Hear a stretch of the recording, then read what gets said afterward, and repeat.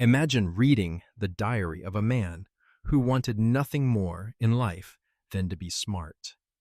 That's how Flowers for Algernon unfolds through the reports of 32-year-old Charlie Gordon, a man with a childlike mind, working as a janitor in a New York bakery.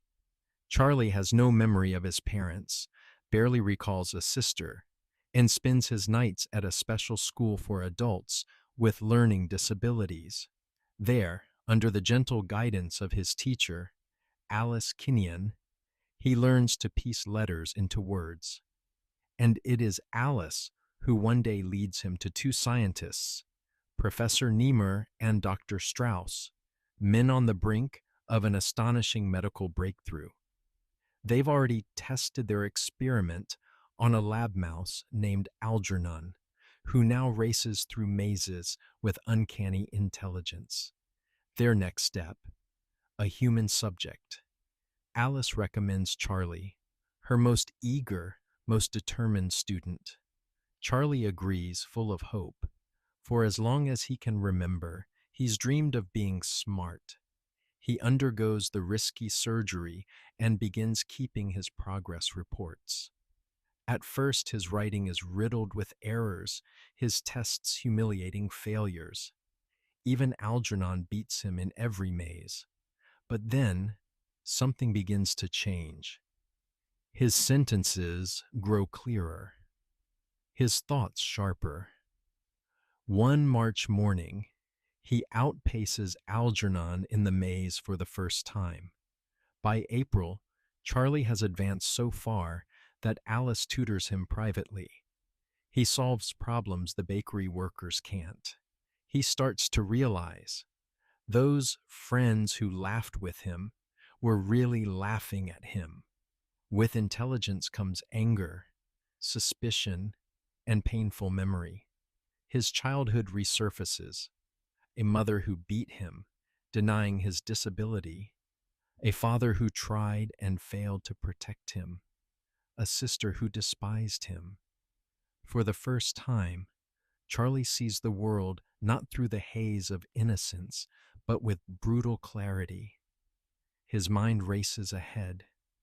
He falls in love with Alice, only to find his body locked in terror, haunted by his mother's warnings that he must never touch a woman. He clashes with coworkers, uncovers theft, stands up for himself. But intelligence makes him feared as much as admired. The bakery owner, once his protector, asks him to leave. Charlie is alone, too smart for the friends he knew, not yet whole enough for the love he craves. Even Alice drifts away, unable to keep up with his meteoric rise. By June, Charlie's intellect rivals and then surpasses that of the very scientists who created him. At a medical conference, Namur parades him and Algernon as exhibits, mere specimens. In fury, Charlie frees Algernon and walks away.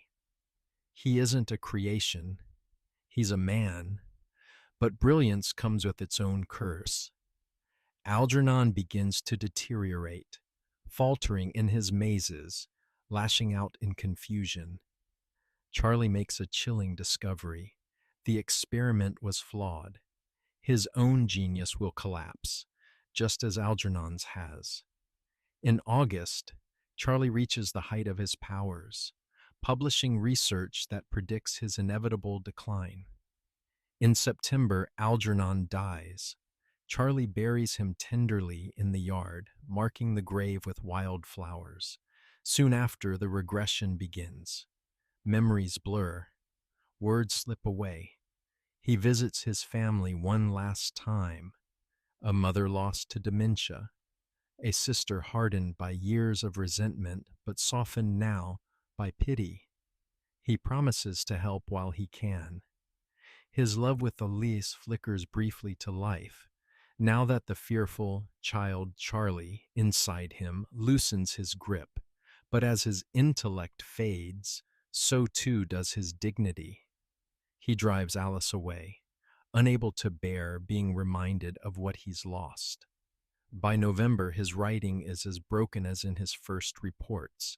He returns to the bakery, where coworkers who once mocked him now protect him tenderly. But Charlie, remembering too much of what he once was, cannot endure their pity. He makes his choice, the Warren home, an institution where he'll be cared for as his mind unravels.